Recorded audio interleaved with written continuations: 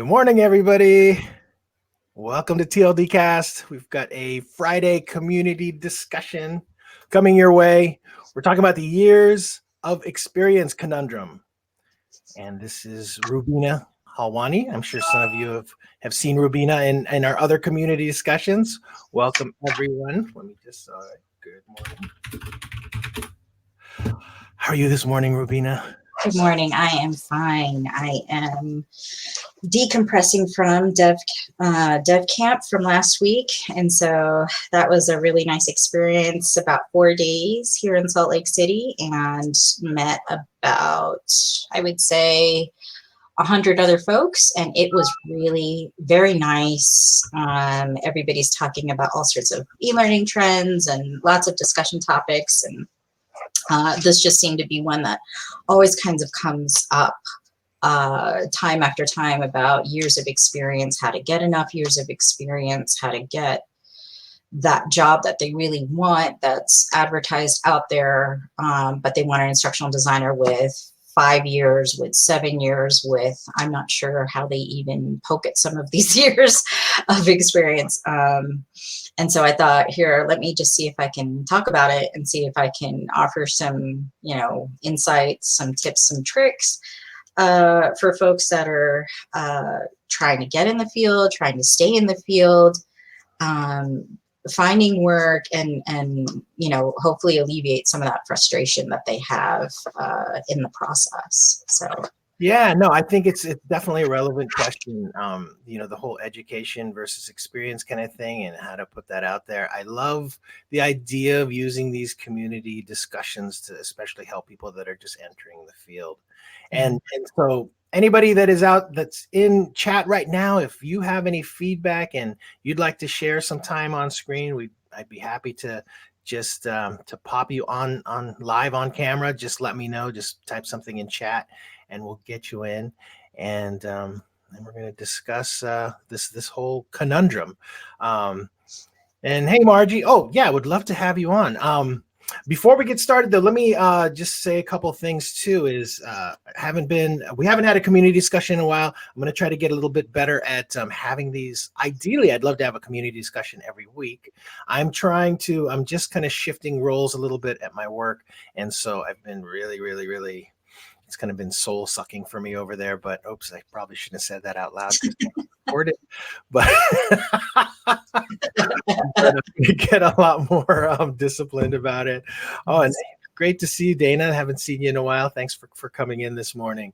Another thing that I'm planning on doing too is I would like to start bringing in and just doing sort of intro to TLDC members. So some of you out there might be getting little requests from me to just do like maybe some short casts, because I was like thinking to myself, I really want to get to know some of the people in this community. What would be the best way to do that? And I'm like, well, I could just call them, or I can invite them into a TLD cast and just record it. So I have something forming with that, and I'm going to be reaching out to other producers that are doing TLD casts for us, and coming up with some ideas on how to go about doing that. So anyway, great to see you guys. And yeah, let's get into it, Rubina. So you were inspired to have this discussion by the ELearning Dev Camp. Mm-hmm. And how did that go? I mean, like, what was the overall, what was the approach there?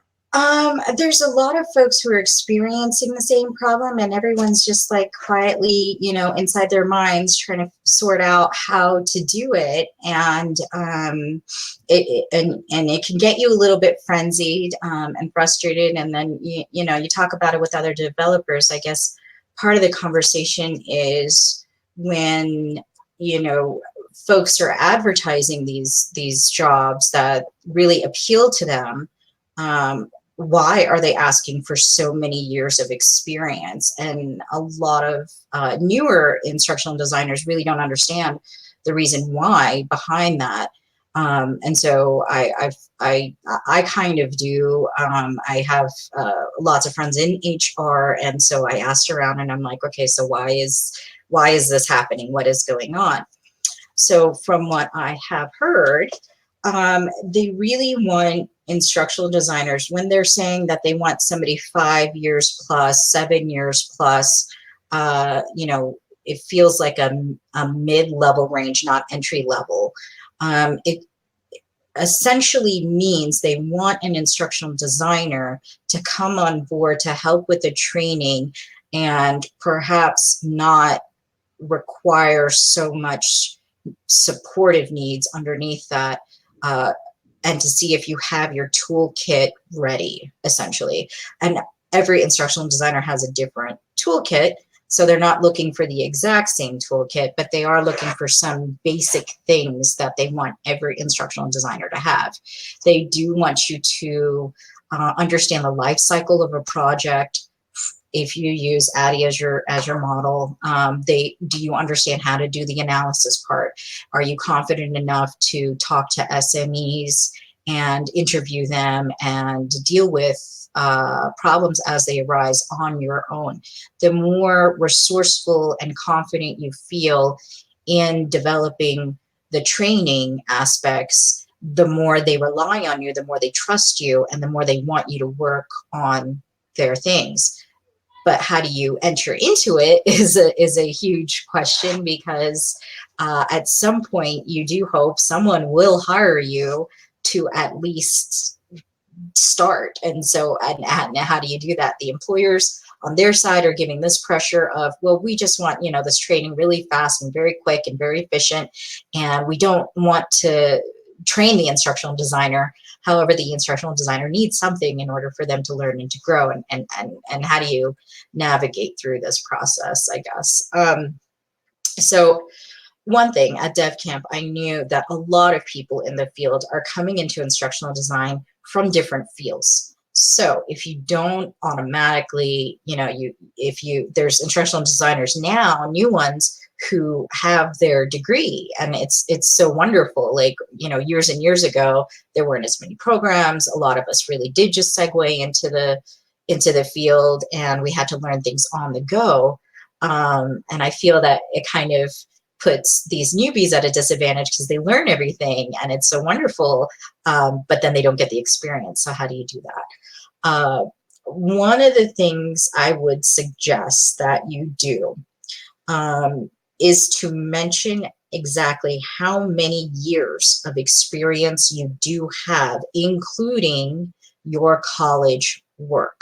Now, I've discussed this a little bit on some social networks just to kind of toss it out there with other instructional designers. I'm on Facebook and I'm on LinkedIn and whatnot, and I've had some really interesting conversations where there's some IDs who agree with it, and some IDs who don't agree with that. I agree with it. I say use what you can to your advantage. Let the employer decide if that's going to be valid or not. I think that if you took the time to invest in a college degree in instructional design, you have a good understanding of adult learning theory, practices, models, design concepts. That takes time to learn and build. For some of us that have been in it for years and had to learn that on our own, or kind of figure out how to apply that concept, even if we did, well, we know that. But if you're new, you do have that, and that's advantageous for you, and you should bring that forth in your resume and in your cover letter and in your interview discussions to say, I am formally trained in instructional design. I know all the newest and the latest and the greatest things that have been going on in the field since it first started out, and see if you can navigate the conversation that way and bring yourself forward. And if you have projects that you have completed in your college experience, especially one, I hope you do. Some colleges will give you the degree with or without the experience, but I do hope you're at a good school if you're learning instructional design properly, and do have projects under your belt. Put that in your portfolio. Put that in, highlight that stuff in your resume. You spent X amount of time working on this project that gave you these skills that came out with this kind of outcome. Put all that stuff in your resume. If you are just starting out, that's what you do have available to you, and numerate the time and the experience. You know, sorry to interrupt, Rubina. I'm just wondering, So you have a degree in instructional design, don't you? I have a master's degree in adult education, and so it sometimes it just depends who I'm talking to on the other end when I'm interviewing for things, if they consider that instructional design worthy or not, and I then have to tell them, yes, I learn adult. It's all very relative. On top of that, years and years in a prior life, I did take an instructional design course with Professor Chuck Hodel, who a lot of people tend to know from his works. But it was so early for me that I wasn't sure where that field was going at. So I did a start and stop. So I learned things, and then I just didn't commit myself then because I was too new. I didn't know if I would be able to get the experience. I didn't know how I would get years of experience. I didn't know, how to break into the field and get into the job. So it was stop and go for me. And then now I feel, looking back, if I knew what I knew today, maybe I would have stuck with it then and then be more confident about it. But now I can look backwards and say, listen, I do have those basic foundational things. I have done formal training. And I've worked in a lot of different environments. I've worked in government, corporate, education, business over the years, inside and outside of training, where I understand processes. And because I understand those processes, just work processes, business processes, that made me strategically advantageous to get instructional design training, to gain trust from employers, to say, I understand how your business works and I can help make that training to make things better because I can talk the same language as those folks in those fields. Did you get any practical experience while you were in academia at all? In academia, I had done some master's work in STEM education and women in STEM education. And so that was just kind of my thesis search at the time. I was very much deer in the headlights baby and not really, getting my master's, getting my degree. And then I'm like, oh, now what do I do? I really wasn't mapped out that clear. And at the same time, I was also, fairly newly married, and we were living in Iowa, and I was in Iowa City. It was very small. And so I'm like, I'm not sure what I could do, but we'll see as we go.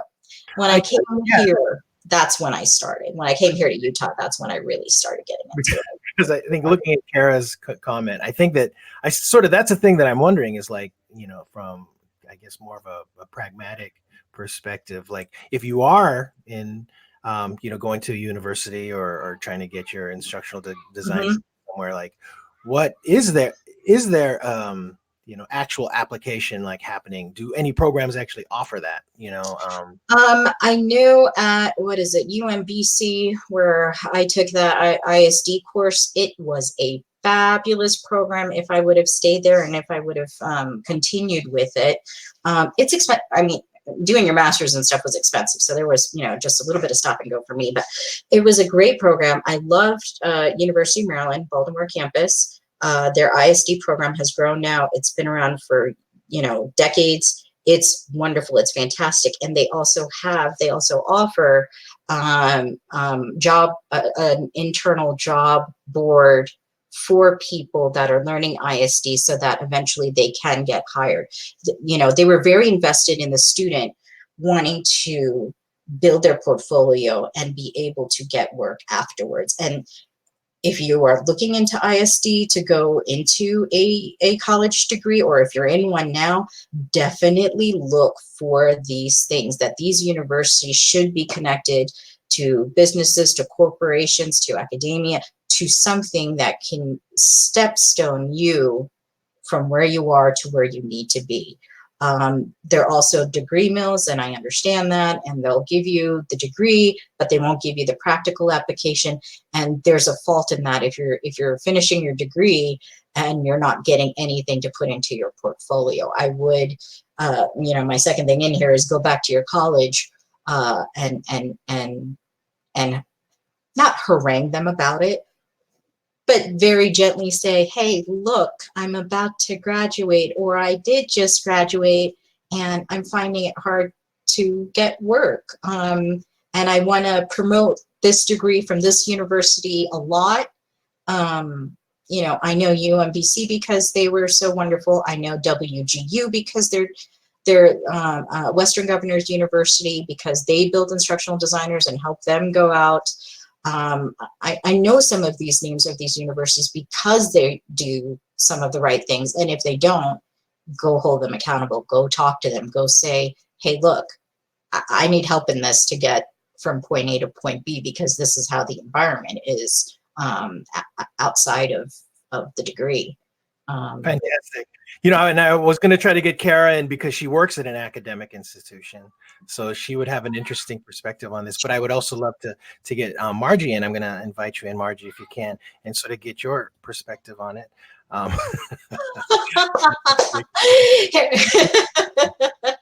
Anyway. Yeah. Because you know that's a really, really good thing to know. And I know that you have things in your notes about potentially, like if you are, oh, there's Margie. Hi, Margie. And I just realized I said yes before I realized what I look like this morning. So sorry, everybody. Hi. Yes, I remember. Yes. I just want to say a couple of things quickly, because we've all been there. We've all been at the new part, and I got my, you know, beautiful shiny masters and all those wonderful, exciting theories, and I never tire of that stuff. The guys who know me, you guys know I love the theory and the models, but there's a very valid reason why they're looking for business experience, and Kara and I have been texting about it. It is a huge transition, so. The best thing you can do is start building that transition while you're in school, and a smart school will help you with that. But even if they don't, you can start building a portfolio. You can look for internships. You can volunteer. Look and see if you can get college credit for practical work experience, and start building that portfolio. Use every course assignment as an opportunity to enrich your portfolio, but do it with the eye that you're producing it for a business, not just to satisfy an academic teacher who, to Kara's point, may not have actually held any other job and may not recognize all of the things those folks are looking for. And I just wanted to say one more thing. Just because those requirements are published doesn't mean you can't go after the job. Right. You know, apply, be very upfront and say, I have these qualifications. I don't actually, I do this all the time. They often ask for a specific software, or they think, I run into I don't have a problem proving experience. That's one of the benefits of turning old. But they always think you have to have worked in their industry. And while I've worked in a lot of industries, I haven't worked in all of them. But I simply say, I haven't worked in your industry directly, but here's some things I've done that I think, you know, are relevant. So do the same thing if they ask for 5 years and you don't have 5 years direct experience. Respond to that by saying, you know what, I picked up a lot of experience at school. I did some volunteer work. And here's the things I know. So I feel like I'm qualified for this role, and here's why. You know, all they can do is say no. And it's kind of a numbers game. You get that first job, another one's a little easier. So I would just encourage you to think positively about yourself, and not you necessarily specifically, because I'm sure you do. But anybody who says they're having this problem, it's probably more a matter of, first of all, selling yourself to yourself, pointing out the strengths you have right now, and then also looking to build other things and make something that demonstrates that. But there's no reason why you can't apply for those things. And the feedback you get and the fact that your name is out there, we go, oh yeah, she applied for another project. She might be great for this one. So that's what you want to keep doing. Every no, I teach a lot of sales classes. Every no is another step to a yes, because there truly is a statistics about these things. And eventually you'll get the job. But if you start giving up and saying, reading it and saying, oh no, another one I'm not qualified for. Well, baloney. You are qualified. Go for it. And that's all I wanted to say, guys. And I just want to make sure that everyone understands. Like, if you don't know Margie, please connect with her. Margie is amazing. She's an author, award-winning. You've got a podcast, just fantastic. I'm so glad that you were able to pop in. Now, I do want to ask this question because this has come up recently in my experience personally. But can you have too much experience? Yes. because, ageism is a fact, and people will read and do the math. And there are, quite frankly, things that are no longer on my resume, not because they're not relevant, but because they invite that kind of calculation. It is possible to present yourself in a way that looks like you have. And I've been told sometimes I'm overqualified for things I would have loved to do. So it goes both ways. And so basically to resolve that, you just kind of have to edit accordingly. I never just send out the same resume. Right. I highlight what they want, so it's factually true, and I don't put in extraneous things that might distract them. Mm-hmm. So I think that's a good strategy. Fantastic. Thank you, Margie. Thank you, guys. Love TLDC. I won't be able to keep on the chat, but I'll be paying attention. Okay. And if anybody wants to reach out privately, I also see a lot of jobs come across my desk. I'm on all kinds of lists. Yeah, and send them over. We like to, I post them regularly in the newsletter and stuff when I see them come through TLD chat. Okay. I didn't realize you wanted. Yeah, I'll forward those, Luis. Okay. All right. Thanks, Margie. All right. Thanks, everybody. So, Luis, how do I disconnect so you guys don't see me talking to my next? Oh, I'll do that for you. Okay. I'll hang up on you. And for ageism, if you are just hearing that term for the first time, I would just say, from the HR perspective, you get overqualified, meaning that those folks in the employment body already have the folks that they want to direct the training, and they don't want more cooks in the kitchen. And then I don't think it's nice or whatnot. The job environment is the way it is.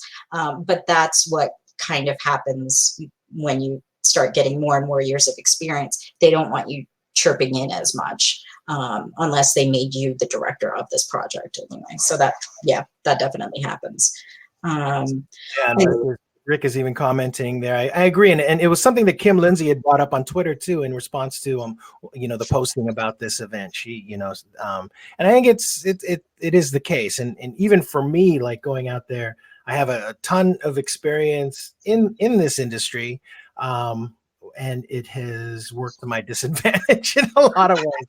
Why do you want to work there? Because, he used to do this. So like, why would he want to do that? And it's, we all have our reasons, right? And so, definitely. Well, I'll have a whole other thing about career changing, because I've done that so many times. It's just kind of my niche and stuff.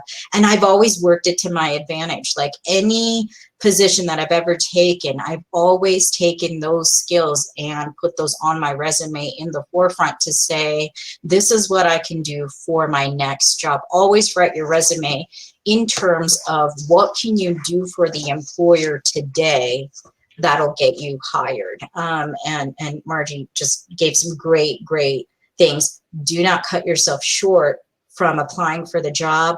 Let the employer decide if they want to interview you or hire you or whatnot. You keep trying, you keep applying, and apply again and again, even to the same company. If they said no to you the first time in one position, there's a lot of stuff going on the back end of that. Maybe they had an internal hire, maybe they had, just someone else with either a little bit more experience or more, understanding of their field, and or decided to work cheaper. You don't know what's going on the back end. Don't worry about it. Keep trying. There's always another job. They always need somebody else to fill it. Try. Just keep trying. The last thing I did want to say is, those skills, resumes were written in my time where you had the skills always at the end. I don't know why, but it was just kind of that way. And then I'm like, why? Why would I put that at the bottom? That's the first thing that the next employer wants to see. So now it's like I have a little summary, and then I have my skills thing. And my resume for forever has always been an active, live working document. I am never done with it. It's never a finished or a final product. It's never, okay, this is it. This is perfect. It's perfect for one place and one position and one time. And then there's always things changing. So always change your resume, always have the latest stuff, always have the greatest stuff, and keep selling what you do have instead of focusing on what you don't have. So we talked a little bit about with Margie about how editing a resume for, so that you don't look like you have too much experience potentially for the position. What can you do, if you want to supplement your resume with things like if you don't have enough experience? You have any suggestions for that? If you don't have enough experience, I would try to get experience outside of instructional design. If you're not, especially if you're applying for training jobs and you're just not getting it, well, that's fine. You could still apply for a business analyst position, or you could apply for so many things. If you have a degree in college, there's something that you can obviously do. When you do that, you're still learning, or at least try to learn as much as you can about the business as a whole, about a corporation, about the functions, about the other players that are in there, and learning about the entire environment and life cycles of things. Those are all assets to you. Use it as a study for yourself, and then eventually get those skills that you do need to still sell yourself into training. A lot of people in instructional design at some point do fledge out and go into, if fledge is a word, I'm not sure, but we'll just say so, fledge out and go into training and development for their own, finding clients of their own. It is tougher, it is harder, it's a lot more energy and time investment, but it is something that a lot of people in our field actually do to build training on their own. Now, you look at a process, you look at a job, you look at things that are going on in any field that you want to work in. Let's say you want to work for the city. Well, you're seeing problems that are going on in your city in all sorts of fields. Well, then you start contacting them and saying, hey, I think I can develop a training for you if you feel confident enough. I think I can develop a training for you that could perhaps be a solution for this problem, or at least try to help tackle this issue, and then see what they say. I have gotten really good feedback from people on those things. Those are things that I'm developing myself too. And any of the stuff that I'm tossing out to you, I'm actually tossing to you from personal experience. These are things that I've tried thinking out. You've got to think out the box. When you're somewhat of in this field, you end up being a design thinker. And you start thinking outside of the box for trainings that you're developing. Well, I start thinking outside of the box for the next job that I want to have. Also, I mean, those skills apply to me, transfer to me to say, hey, wait a minute, I'm noticing this happening. And I worked on this training a couple years ago where it was very similar, and we applied, this solution to it. Perhaps that can work over here in this setting too, in this environment. Let me just reach out to people who are the decision makers and just see if I can get a conversation going. And that has proven to be a little bit successful for me. I have started some conversations now, and I am fledgling into it. So now it's like I need to do step 2, step 3, step 4 to build a relationship, to make it grow, to maybe make some small models of training and show them what I have, and then say, would this work for you, and see where it takes me. So when you say you're noticing things, are there resources, or where do you go to kind of get a feel for like what would open up the opportunities for you? I think for me, I've worked most recently. I've worked in emergency services, and so creating emergency services training. So that exposed me to 911 dispatchers. That exposed me to police, fire, and EMS.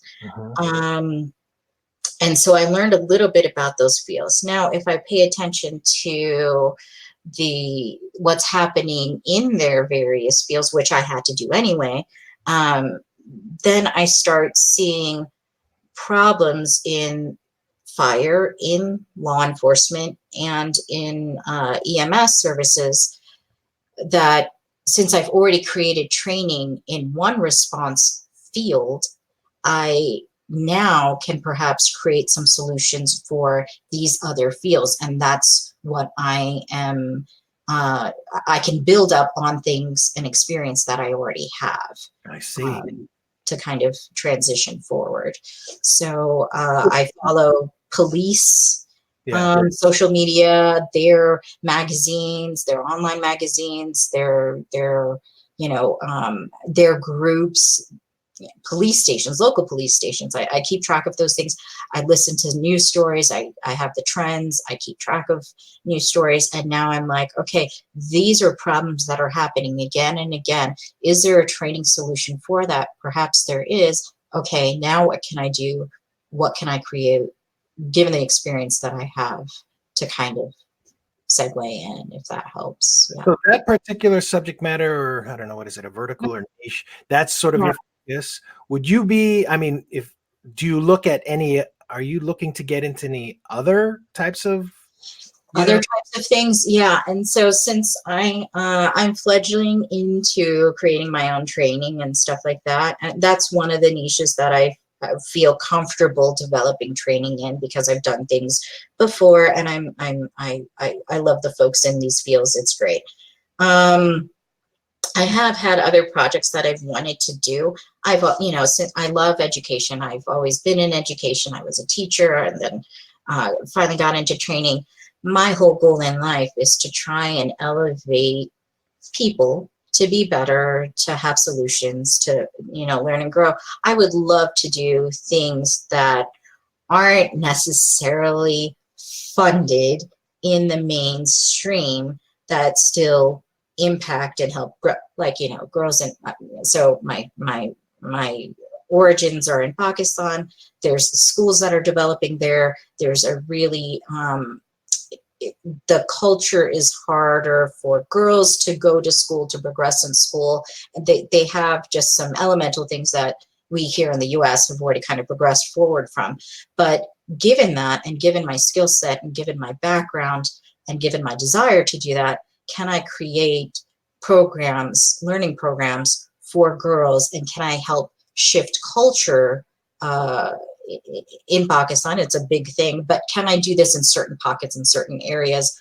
At least try one or two things and see if I can make this grow, see if I can have angel investors perhaps fund it, if it wouldn't be funded in the business or corporate community or in some other way, grant funding if that's possible. You just have to keep thinking. Once you start on perhaps a problem or a solution, things start coming into your lap. You start thinking about, how can I get into these other areas of problem solving? And, if you have the skill, and if you have software skills or authoring tool skills, those are to your advantage to eventually come up and do some really wonderful things. It's such a fascinating field, and I think we have unlimited growth potential. It's still, maybe training and development, what do we say, about 50 years or 60, 70 years old? It's so new. There's so much entrepreneurial opportunity because it's newer. There's a lot you can do. There's a lot.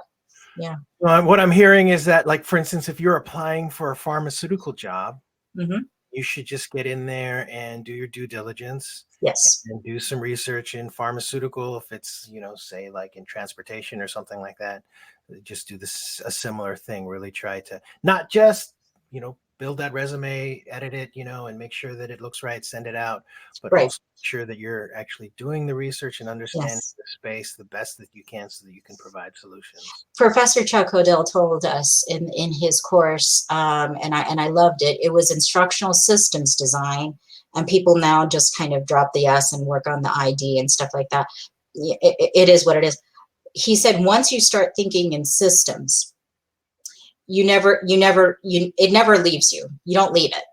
It kind of stays with you. And I think once I started thinking in systems of okay, here's a problem. What's happening in the system? What's happening in the broader scope of this problem that I can, as a training developer, what can I do to help solve this problem? And if you start coming up with some solutions, then you try and find out who your stakeholders should be to, you know, bolster some support for this, and then start moving things forward. That's just a wonderful thing that you can do. I've done small local projects on my own. In between work of actually getting paid, I always try volunteering just to see what else I can do to keep my skills active, my stuff active. And I feel that I'm a person in my own community, my local community in Salt Lake City, who can help solve some problems using these skills that I have, and people start paying attention, and then people start getting influenced, and people start coming to me for other projects. You start getting tapped to do other things. So, you know, one thing leads to another, and I'm really happy with where I'm at right now, that people are starting to hear me, to come out to me, to talk to me, to ask me for things, or even ask me for my ideas and input. That's a wonderful place to be in right now. No, that's awesome. And I've heard that from other people. I remember Tim said it a couple days ago too. Again, like if you build it, they will come. I think that's just the best thing for folks in our field. Yeah. If you're struggling to get those years of experience, see what you can do given your skills. It is a little bit tougher, a little bit harder. Always reach out to the folks in your field, how you can do that, and then try. You know, apprenticing also helps. If you can't find the employer to help you, see if you can apprentice with another ID to help you. That's always an amazing thing that you could do for yourself. How do you find the people that you potentially help? You know, like if you have the skill set and you know you want to be able to contribute to, like, you know, to volunteer time, how do you find those folks that actually can use that help so that it ends up helping you build experience? Yeah, I toss it out there on LinkedIn. Hi, I'm a newbie instructional designer. I would like to apprentice with someone. Is someone out there that can help me build my portfolio? Can they throw me out past projects, uncompleted projects? Can I help them if they are in a if they're their own like entity? Can I help them with their projects that they are trying to work on? And I myself mentor a few newer instructional designers by way of just talking and chatting. And this weird thing that happened, I was at my daughter's school, and I was just talking to one of their technology specialists who said, "Oh my gosh, you're the only person I've ever met doing instructional design. I'm doing my PhD in it right now." And she latched onto me like there was no tomorrow. And she's just like, I want to know you. I want to keep in touch with you. I want to talk to you. And so I said, yeah, sure. If I've got anything that I can offer you, great. And this relationship started about 1.5 years ago. We're still in touch. We talk to each other. We reach out to each other. We WhatsApp each other.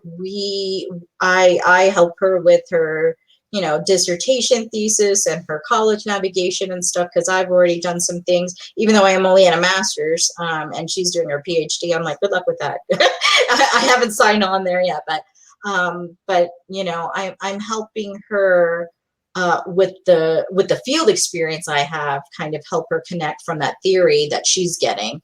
And it's just talking. It's really, it's been beneficial to both of us. I really love that I have something to say at this point, and she has, she feels that it's very invaluable for her to gain this insight. And so I love it. I've started venturing out to mentor some other people too. So please don't all ask me to mentor you. I would love to, but I have to, I will toss it out when I am available again. Right now, I'm just not. But I do. And then there's always social forums, all sorts of things. Get in there, talk to somebody, introduce yourself, and see if you can latch onto somebody that's in the field that can work with you. What are some of the types of things, like specifically, that you've done, like as an instructional designer on a volunteer basis for people, to help? To help, I'm on a couple of different Facebook forums and on LinkedIn. The one thing that I did on LinkedIn, I made some goal for myself. I didn't know a lot of people in the field, and I found that was really hard for me when I was working, doing the 9 to 5, because the other instructional designers that I work with aren't necessarily open to share what they have, because we're all just kind of competing with each other sometimes. So, and it's very true. And so I'm like, oh my gosh, I'm so stuck in this and I don't know who to talk to, and I'm stuck in my cubicle and I need help. Well, when I found TLDC, and I'm like, oh my gosh, these folks are going through what I'm going through, and we're not competition to each other. And so I can actually talk about these problems that are going on. They're listening and they're helping me feel some things out. These folks are communicating with me, and I love that. So then I tried in LinkedIn, I made this goal for myself. I'm going to start connecting to other instructional designers, introducing myself, messaging them. And oh my gosh, that just shot up for me since I started it last year, maybe back in July, literally, to grow from maybe 300 contacts somewhere before to now about 2,500 contacts now. I love it. And I'll get, on LinkedIn, you'll get people that are recommended to you. It's so easy. It's a click. Can we connect? They're in instructional design. I decided to connect. I decided to talk to them. The more and more I started introducing myself and talking to them, the more I found, people were receptive and talking and sharing experiences. And it's kind of the same thing. They can't do it with their coworkers right there. Yes, like Kara, they want to keep their job, of course. And everybody's having a wonderful time at their job, just so you know, everything is great. But they can't necessarily have those conversations that they can with folks across the country that they just connected with, that they're not in competition with, that they can talk to about things. And I did that on LinkedIn. I do that on Facebook. I now start posing questions on Facebook just to see what other instructional designers are thinking. Where on Facebook do you do that? So I'm on this group called IDOL, Idle Learning, and it's run by Professor Robin Sargent, and she started this up like last year, and she has her PhD in instructional design.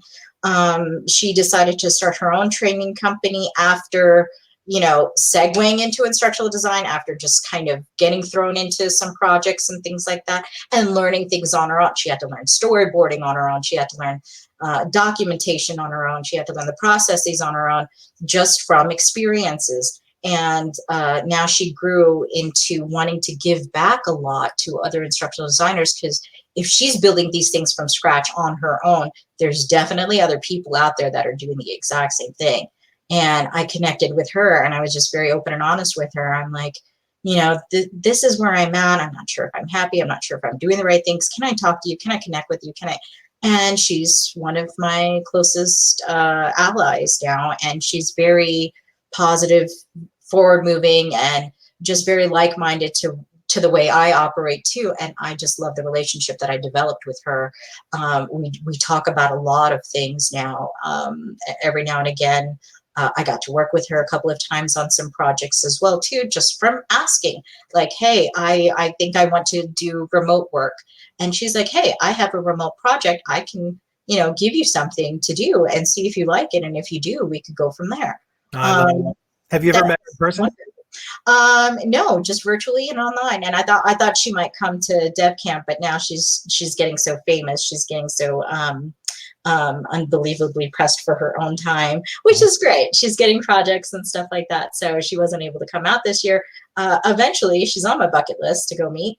But yeah, just virtually. And I got a job from there. So it was awesome.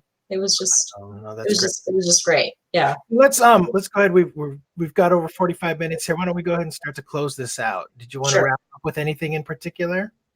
If anybody has any questions on this or wants to discuss it further, let me know. In the end, when I'm done here, I hate typing while I'm talking because just two things at once is just not operational for me. But I'll put in some links to the Facebook groups that I'm a part of that I felt were resourceful for me. And yeah, don't just join the group and think something beautiful will happen. Go in there, participate, talk to the folks, connect with folks. That's the best way. Tell people you're looking and to keep you in mind, shoot your resume out. I think, you know, networking is a great thing. And keep trying, keep trying. Great. Excellent. Yeah. I'd love to have those resources in there. And these community discussions that there is going to be continually, I like to have these focus on just helping people that are getting into this industry or into this space, and just basically keeping them busy, getting them jobs, and helping bring our industry up, you know, just to continue to progress. Yes. Okay, and with that, I think we're just going to close today out. Thank you so much, Rubina. Make sure you put your contact information in there, especially your LinkedIn stuff, because I know you're always busy on LinkedIn. I love to always see posts on there. And I want to thank everybody for coming in today. And hopefully we're going to have another community discussion next week. Other than that, I've got, let's see, we've got Andrew Hughes and his guest, Julie Dietrich, next week. Make sure you sign up for that one. And we'll see you next time. Thank you so much, everyone. Right. Thanks, Have a good weekend. Enjoy. Weekend. Happy first day summer. Yes. Bye.